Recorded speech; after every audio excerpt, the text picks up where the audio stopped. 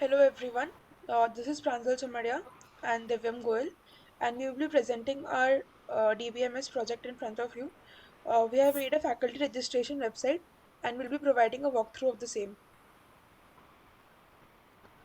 As you can see, we have hosted our web pages on the Apache server.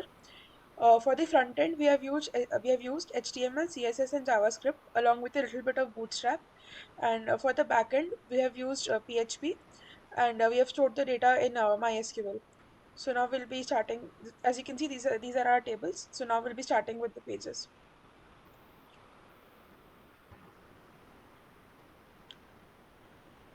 So since we are a new user, we will be signing up first. We are creating an account. We have put in three constraints on this page. The email should be unique and should not exist in the database from earlier. The new password and the retype password should match, and the captcha should be correct. If these three constraints are met, we will be successfully signed up.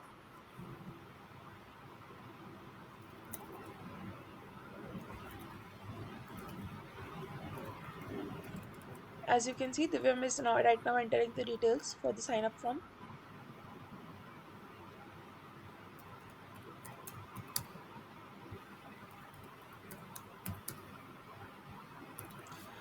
We have stored the data of this form in a particular table, which is storing and which is generating also an app. As you can see, we have successfully been registered. So now we can log in.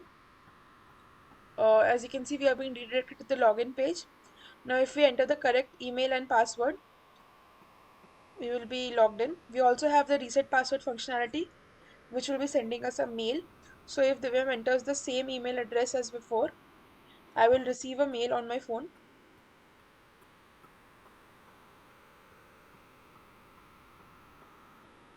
As you can see, an email has been sent to me. I'm just waiting for the email on my phone.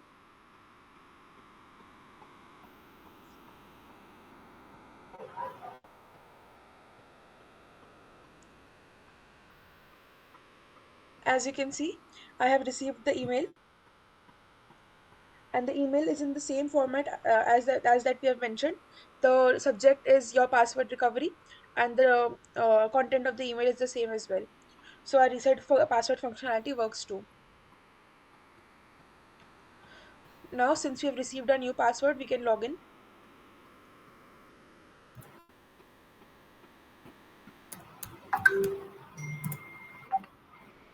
Now, Divyam will be taking over and explaining the details of this page. Hello everyone. So basically this is the first page of our website in which we have to fill in the basic details like the personal details, what's your name and your address and contact details. So what we have done is basically there is an application number which would be unique to every new user. So like basically if any user signs up on this website, he will be getting a application number which would be automatically generated, and that application number would be his unique id, which will be through all the databases. So basically what we have done is through this we can identify it's any record, because this would be unique to any particular person. His name and other things can be different, but this application id would be the same for his all details. So if we want to fetch anything, we'll be using this application number. So here we have to fill in the basic details like what kind of a post we're applying for, and then we can enter some names like whatever basic things you want, nationality and last name, a random date, whatever, and gender. The caste it is taking directly from the what we had entered using sign up during sign up time. Non-married, you can select the kind of id proof you're voting and uploading. So basically here are the two things. You can choose files to upload your photo. Like for example, I can show you, like currently this is my folder in which there are no files right now. All right, so if I choose a file, that is, let's say, this one, see, it is coming here. And also I can upload another one, because this is basically for the id proof part, like what kind of id proof you want to be uploaded. So I'll upload this another one, and then I'll use a extension to fill in the rest of the form. So like, yes, it has entered the rest of the form for me, in which there are mobile numbers and everything. I can change the type, Basically, it takes integer type only, so I'll have to change the data type in something. So basically, for the thing we can say is, yeah. So here, as you can see, our data has been filled. So we have two buttons here, save and next. Basically, what save it does is it uploads your data to the database and also your file. So this is for us to show this functionality. Sorry, this was unfilled. Yeah. So saving this. So yeah, it was saved, and you can also see when I click on view uploaded file, the same file that I uploaded is being opened. That means my file was uploaded, which you can also see in this folder. See, in both the files which I had uploaded are coming here, and in my database their path is being stored right now. So I can go to the next one, in which there are education qualification. Basically, now there is other all other data which will be entered. We are using an extension to fill it. So this is the other kind of data, and here, like, you can add your qualifications, whatever they are. You can add some more of them. Yeah. So we'll upload this, and then again, there is a kind of thing, like, this is the add details part, in which basically, like, for your employment history, might be possible that you might have worked at more than one places, so you can add more rows, corresponding to your details. And same as teaching experience, research experience, and this research, everything is working. So we'll just use this extension to fill the form data again. So we filled in the data. uh, Next, and here you have to enter some numbers, how much you've done so far, and things like that. So I'll just save this, and again, same kind of thing. Basically, the books and everything, you'll have to enter, like, you can add more of them. The functionality works. So yeah, these kind of things. And again, this is some basic data only. Basically, what we are doing is we are saving all of this data into our database in different tables. And at the time of whenever we require it, like at the end for PDF generation, we would be requiring this. So then we will be having then these kind of tables would help us a lot, because every table is unique in its own, and it's linked with each other using the application ID, so that eventually we can extract all of the data just if we know the application ID of the user, which we can easily know when the user is signing in, because with his email we have the application ID in the same table only. So yeah, again, the extension part, fill in the form, and after this I would request Pranjal to take you forward. As you can see, the similar pattern is following. So we now have a another page in the form. We'll again be filling in the data. The add details button, which you can see, is using JavaScript to enhance this functionality. So basically, by maintaining an array of all the values, and it is enabling us to access the data. So again, save and next, and we are going on to the next page. As you can see, this is the text box where we'll be entering data. When we are storing this data in the database, we are using the large text data type, because the text which is entered here might be quite big in size.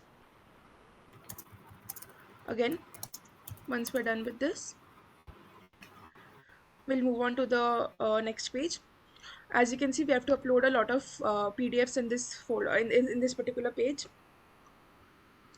And as Divyam has mentioned earlier, um, all these files will be stored in the file upload folder, and their paths will be stored in the database. So if we don't upload any file, then the path that will be stored will be of the folder itself.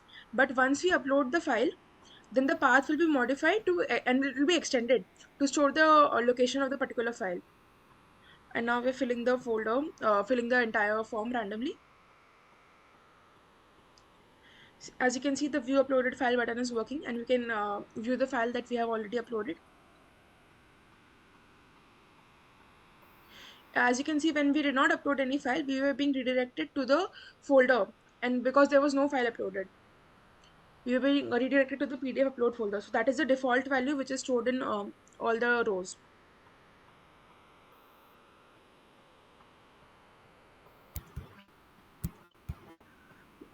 Uh, as you can see, we have filled the details, and then this is the final page. Once we click on the checkbox, we can submit our form, and a PDF has been generated of our all of the form responses. As you can see, all the data which we had entered earlier is matching.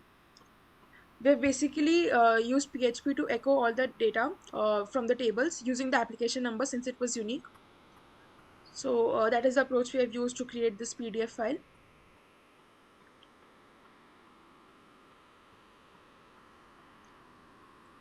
At the end, you can also see there are two options.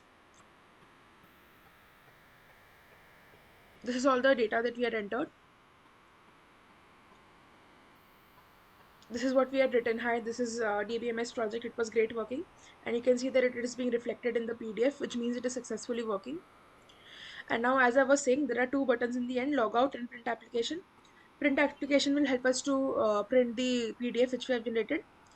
And if we click on the logout button, we will be redirected to the login page again, as you can see.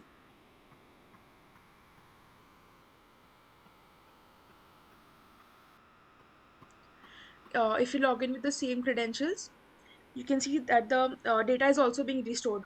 So we have ensured that the data that you have entered is not lost. So that in case you have to start filling the form from the middle again, you don't have to start filling from the beginning.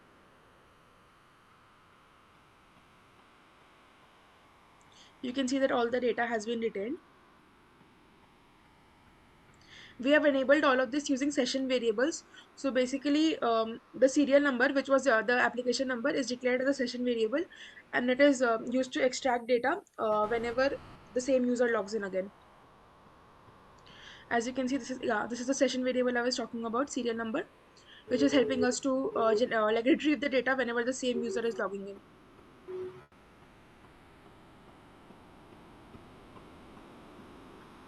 I would now request Divyam to take over. Yeah, so basically this was all, and you can see, like in a PHP database, everything like the sign up page. If I'll show you, the data is being stored for us and in form of rows and columns. So yeah, whatever the user is, the data is being stored. Also, we have done password hashing so that we cannot see your password. Basically, whatever you've entered, it will be hashed and stored into the database. And while retrieving, like when you will be logging in, it would be decrypted again and then compared. So basically, only you would be knowing what your password was. We'll never know what your password is. And these are all the different tables. And what you'll realize is the application number is common to every table. Like, so it is one thing that is unique in every table. So basically, whenever we'll be joining any of the two tables, their intersection application number would be a unique for both of the tables. So yeah, it won't lead to any loss, any loss of data or redundancies or increasing data. Basically, our data would remain preserved as it is because of this only, because application number is unique. And also, you can see we have created a database ERD diagram for our database as well. Like we'll be uploading all of this on our Git as well, and along with that, we'll be pushing our Docker files too, and it will also contain a text file in which you can read the instructions of how to generate, basically how to log in, how to basically it will contain all the process of how to install and then deploy our website. Like here you can see this is a relational database diagram for our project that we have made. You can clearly see it. There is an applicant, he has some personal details, he has an educational background, he has some kind of work experience, he has some publications, he's working on projects, he has research interests and everything. So basically, this is all the tables and their attributes linked together. To get you the idea of what our database schema looks like. So yeah, that is all from our side. This was DBMS project, and we loved working it. We were working on it, and I hope you liked it. I hope you liked it. Thank you. Thank you.